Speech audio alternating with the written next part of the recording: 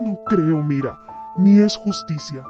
Se hizo justicia, mas nunca vamos a estar tranquilos sabiendo que ese desgraciado pudo haber pisado la cárcel a la primera víctima y tuvieron que pasar 7.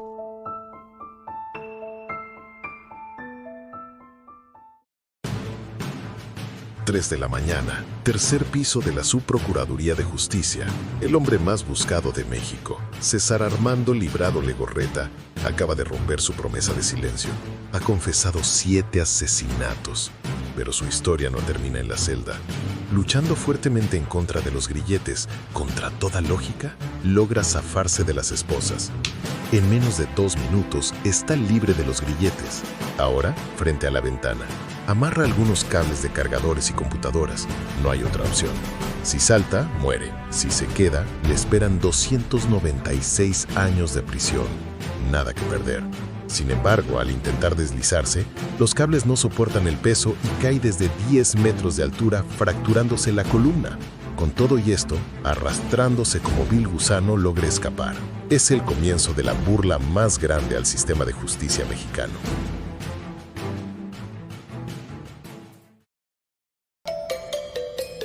Pero la verdad es que César Librado nunca debió haber tenido la oportunidad de escapar. Y lo que es peor, 7 mujeres nunca debieron haber muerto. La verdadera tesis de este caso no es la psicopatía de un microbusero, es la negligencia, la indiferencia y la burocracia que le dieron vía libre para matar. En junio de 2010, una joven a la que llamaremos Raquel fue la primera víctima. Ella sobrevivió al ataque, una hazaña. Acudió al Ministerio Público con el rostro amoratado, marcas de estrangulamiento y un relato preciso del modus operandi del chofer de la Ruta 2. ¿Qué hicieron las autoridades? Le dijeron que sin un cuerpo, su caso era débil. Lo que es peor, le solicitaron dinero para avanzar en las pesquisas.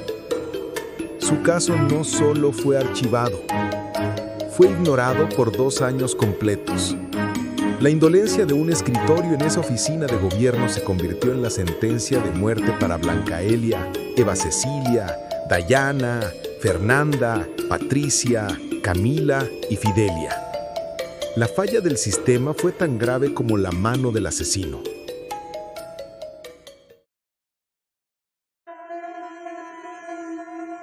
Librado era un depredador oportunista. Su escenario de horror era el microbús y su herramienta, el engaño.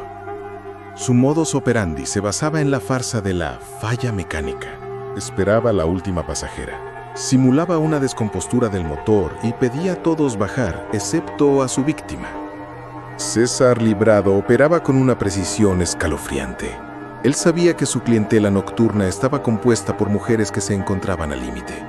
Jóvenes agotadas después de extenuantes jornadas laborales, la mente ya rendida al sueño. O aquellas que regresaban a casa con el cansancio mezclado con el alcohol de una noche de copas. En ese estado de vulnerabilidad y semi-inconsciencia, la resistencia era mínima y la oportunidad era máxima. Él no buscaba una pelea, buscaba la indefensión total. Solo esperaba, solo observaba.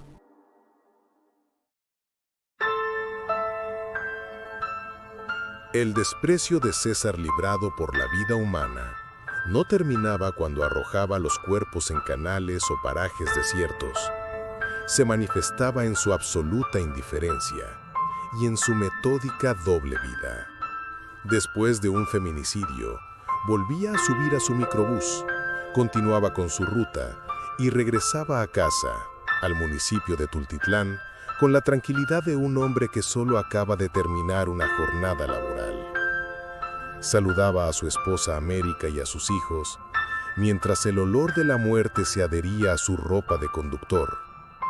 Pero el elemento más macabro de esta rutina era la colección de trofeos. Librado nunca planeó sus crímenes por dinero.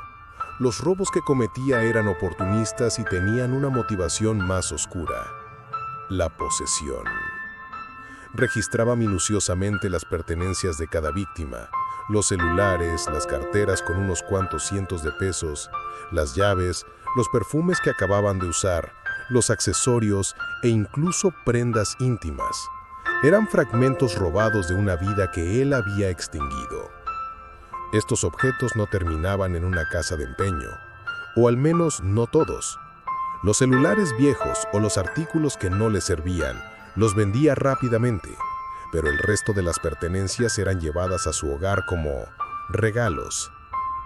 Imaginen el nivel de psicopatía. Los aretes de Eva Cecilia, el perfume de Sireni o la blusa favorita de Fernanda.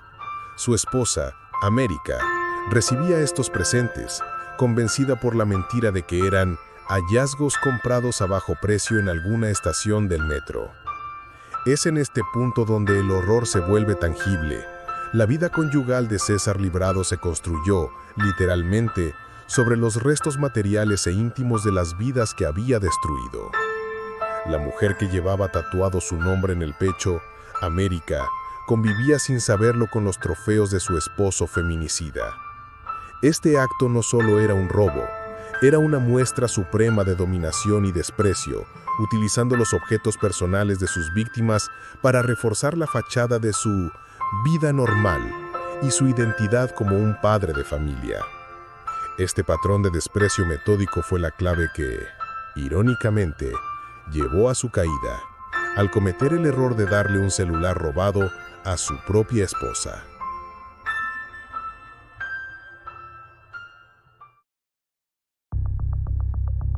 La recaptura de César Librado fue inevitable, pero el juicio final se convirtió en el escenario de su ego. A pesar de haber permanecido inmovilizado por la fractura de su columna y haber sido operado por el Estado, su actitud no cambió. Los medios reportaron que en las audiencias, el asesino no solo no mostró arrepentimiento, sino que parecía disfrutar de la atención. Se le veía riendo, charlando con sus abogados y sonriendo a la prensa mientras se mencionaban los nombres de las mujeres que él había asesinado. Era el retrato de la indiferencia absoluta. En su interrogatorio, Librado dejó en claro que la motivación era la dominación, no el arrepentimiento. Se jactó de su notoriedad, afirmando que él fue el primer feminicida en alcanzar ese nivel de infamia en el país. Con un desprecio calculado, afirmó que otros criminales seriales que surgieron después eran simples imitadores. Esta frase no es un simple alarde, es la cúspide de su psicopatía. Revela que el móvil real para él era la competencia y el estatus. Su habilidad para hablar con frialdad y sin empatía sobre sus víctimas, describiendo los crímenes como si narrara una simple ruta de autobús, convenció a los peritos. Su único arrepentimiento era haber sido atrapado por un error tan básico: dejar ese celular encendido. El 12 de diciembre de 2012, el juez dictó la sentencia. Una condena acumulada de 296 años de prisión. Un castigo que buscaba ser ejemplar, siendo este el primer caso de prisión vitalicia por feminicidio en el Estado de México. Pero incluso ante la máxima pena, la burla de El Coqueto resonó más fuerte.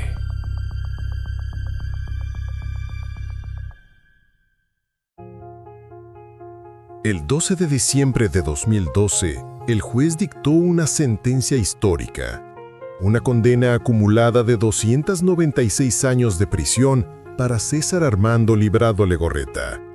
Sin embargo, la justicia llegó con un sabor amargo y una profunda indignación. La burla final de El Coqueto no fue su sonrisa en el juicio, sino el hecho de que el Estado, ese mismo sistema que archivó la denuncia inicial de Raquel, fue obligado a pagar por su rehabilitación. Librado se había roto la columna al escapar de la prisión por negligencia de los custodios. La factura por su operación quirúrgica, que duró casi 10 horas y le permitió volver a caminar, ascendió a más de 300,000 pesos. Esta cifra fue cubierta por la Dirección de Reclusorios del Estado de México. ¿Cómo se explica que la vida del asesino, cuyo escape fue propiciado por la negligencia institucional, haya sido valorada en 300,000 pesos mientras que la vida de sus 7 víctimas solo se tradujo en una larga y dolorosa lucha por justicia? Los familiares expresaron una gran impotencia, ya que consideraban que si las autoridades hubieran actuado en 2010, se habrían podido prevenir las otras 7 tragedias. El legado de El Coqueto no solo es una crónica de horror, es un llamado constante a la acción. El caso motivó a los familiares de las víctimas, como Amparo Vargas, la madre de Ceci, a unirse para conformar un grupo que promoviera la prevención y denunciara las desapariciones. Su activismo, junto con el de muchos otros, impulsó que, años después, se aprobaran reformas a la Ley de Movilidad para combatir el acoso en el transporte y se iniciaran programas para sustituir microbuses. El caso de César Librado forzó al país a confrontar la vulnerabilidad de las mujeres en el transporte público, una batalla que se sigue librando. ¿Y tú? ¿Crees que fue justo que el Estado costeara la operación del criminal? ¿Sientes que el sistema de justicia mexicano ha mejorado realmente desde 2012? Déjanos tu opinión en los comentarios.